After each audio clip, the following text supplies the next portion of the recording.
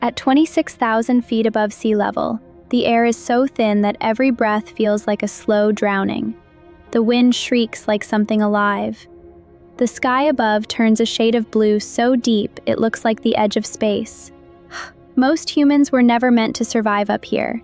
And on a cold May morning in 2023, one young woman, a TikTok creator, a dreamer, a daughter, was about to learn that the mountain does not care about your ambitions. It never does. Her name was Dipali Thorat. Born and raised in Maharashtra, India, she was the kind of person who lit up a room. Bright-eyed and fearless, she had grown up watching the Himalayas from a distance, a dreamscape of jagged white peaks cutting into the clouds like ancient gods. To most people, those peaks were a postcard. To Dipali, they were a calling. By her mid-20s, she had built a small but passionate following on TikTok and social media, sharing her love of adventure, travel, and the outdoors. She was authentic in a way that felt rare, unfiltered, enthusiastic, and deeply human. Her followers adored her, but it was the mountains that consumed her most. She had already completed several high-altitude treks across the Indian subcontinent. Each summit made her hunger for the next one, the bigger, the harder, the more dangerous. And then, she set her eyes on the greatest of them all, Everest. Mount Everest, 29,032 feet, the roof of the world. A mountain that has claimed hundreds of lives and broken thousands more. A place where weather can change in minutes, where frostbite eats through fingers like fire, where the human body begins to consume itself simply trying to stay alive. Dipali began training months in advance. She documented everything: the early morning runs, the high-altitude acclimatization treks, the equipment checks, the sleepless nights driven by excitement and nerves. Her TikTok content during this period showed a woman on fire with purpose. She smiled at the camera, breathless and glowing from physical exertion, speaking about what Everest meant to her. Not just as a personal achievement, but as a statement. A young woman from India, a climber who didn't fit the traditional mold, reaching the top of the world. Her followers cheered her on.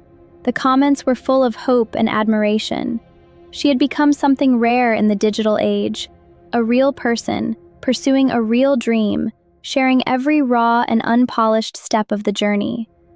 In a world of curated perfection, Dipali offered something true. She arrived at Everest Base Camp in April 2023, surrounded by the silent army of tents, ropes, and oxygen canisters that mark the beginning of humanity's most audacious climb. The air was already colder than anything she had known. And yet, she posted a video standing before the glacier, her face glowing with a smile that said, "I am exactly where I am supposed to be." But Mount Everest is not just a mountain. It is a machine of attrition. Every climber who has ever stood on its slopes knows the mountain selects its victims slowly. Not all at once, but piece by piece. Strength, clarity, judgment. It takes these things from you quietly, without announcement. The 2023 Everest season was already drawing concern before it had fully begun. The mountain was overcrowded. Commercial expeditions had opened the summit to climbers of varying experience levels, flooding the death zone with a traffic jam of ambitious dreamers. Guides warned of bottlenecks near the Hillary Step. Weather windows were narrow. The margin for error was measured not in hours, but in minutes. Those who had watched previous seasons knew the signs. The notorious death queue, long lines of climbers inching upward in the brutal cold, had already claimed lives in prior years.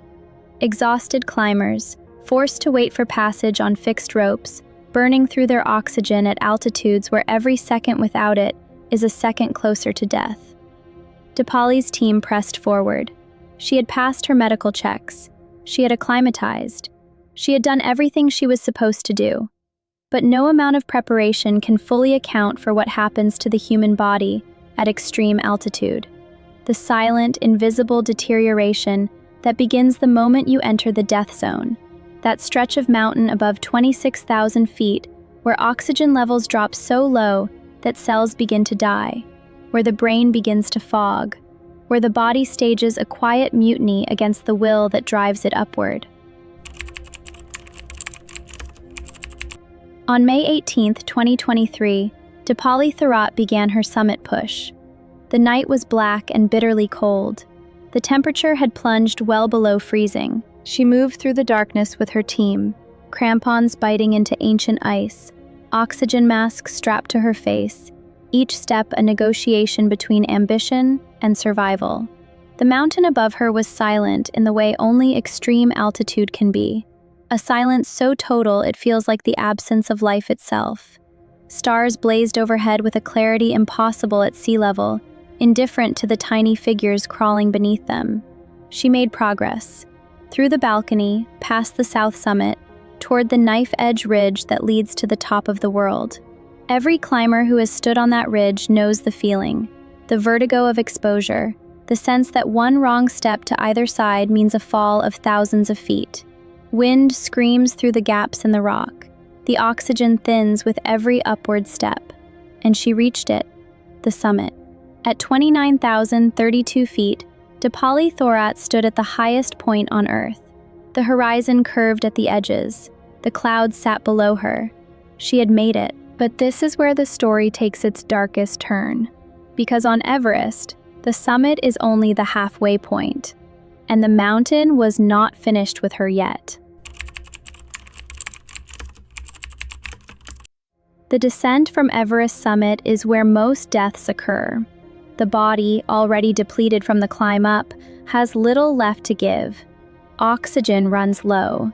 Fatigue becomes a physical weight that presses on every muscle, every joint, every thought. The mind begins to slow, and the mountain, indifferent and eternal, offers no mercy to those who have already given everything. Dipali began her descent, but somewhere between the summit and safety, the mountain claimed her. Details in the immediate aftermath were fragmented and devastating. Climbing reports and dispatches from the mountain confirmed that she collapsed during her descent. At extreme altitude, the causes can be terrifyingly swift. High-altitude pulmonary edema, where fluid floods the lungs. High-altitude cerebral edema, where the brain swells inside the skull. Exhaustion so complete the body simply stops. Or some terrible combination of all three. Rescue at those altitudes is not simply difficult. It is nearly impossible. Other climbers pass figures lying motionless on the mountain. A grim reality of Everest that is documented and known and spoken about in hushed tones by those who have been there. At 26,000 feet, saving yourself is the only mission. Everything else becomes a casualty of altitude. Dipali Thorat never made it back down. She died on the mountain she had dreamed of for years, beneath the same cold blue sky she had once looked at with wonder, in the place she had worked so hard, sacrificed so much to reach. Back home, the world that had followed her journey fell silent with grief. Her social media pages, once filled with videos of laughter, training runs, and mountain sunrises, became digital memorials. Thousands of comments poured in, from strangers who had never met her, but who had felt, through a phone screen, that they knew her, that her dream had become theirs too. Dipali Thorat was not the first person to die on Everest. She will not be the last. The mountain holds the bodies of more than 300 climbers within its ice and stone. Some of them have names that echo through history. Others are known only to those who loved them. Every one of them was once someone who looked up at the peak and believed they could reach it. And here is the truth about Everest that the mountain never announces. It does not distinguish between the worthy and the unworthy. It does not care about preparation or passion or the number of followers watching from below.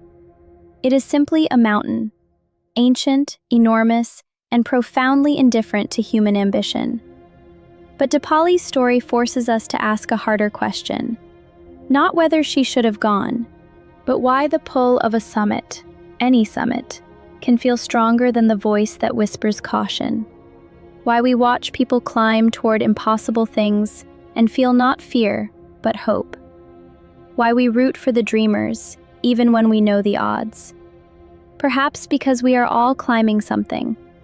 Perhaps because the desire to reach higher, to stand somewhere no one expected us to stand, is one of the most human things there is. Dipali Thorat reached the top of the world.